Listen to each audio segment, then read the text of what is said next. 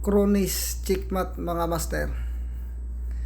So sa video na to mga master ay may ito troubleshoot ako ditong Checkmat na Kronis. Ang problema nito master ay nag-blackout yung HMI. Pag ganitong klaseng trouble mga master, ang una kong chine-check talaga dito ay yung power supply mismo na 24 volts. So may dalawang power supply pala to mga master. Yung maliit master sa ibabaw ay may indicator light siya. So gumagana yan pag ganyan. Itong malaki na to master ay wala siyang indicator light yung 24 volts niya.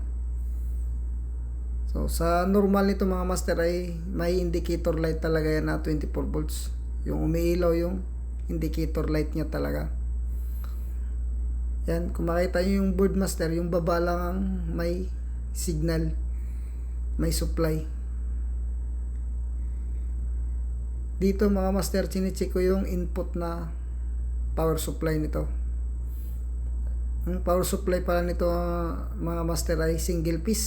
So kaya nakakuha tayo dito ng 228 volts. May input siya mga master. Ngayon ang next natin gagawin dito ay yung output. Check natin yung output kung wala ba talaga siyang output na 24 volts. Ayan master, kung makita nyo master ay 00 talaga yung tester.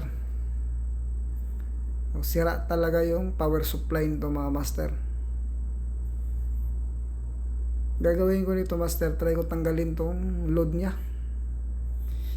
Kasi minsan mga master, pag nag-shorted yung board kasi, binablock niya yung power supply, yung input.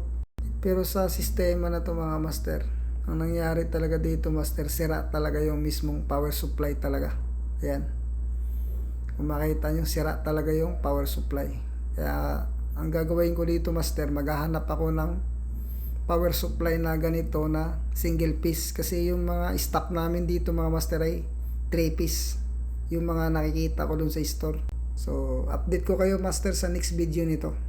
God bless mga master. So sana may matutunan kayo sa video na to mga master.